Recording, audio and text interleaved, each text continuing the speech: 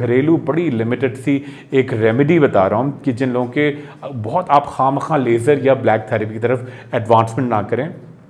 आप क्या करें, बड़ा सिंपल सा, आप हर कोई उपटन से बिल्कुल आप वाकिफ़ होंगे। आप घर में उपटन लाएं, केमिकल वाला नहीं होना चाहिए, प्योर हो, अच्छा वाला लेके उसके अंदर आप ऐड करें मिल्क और विटामिन ए फॉर एप्पल, बिल्कुल बिल्कुल मटर के दाने जितनी क्रीम विटामिन ए मिक्स की आपने।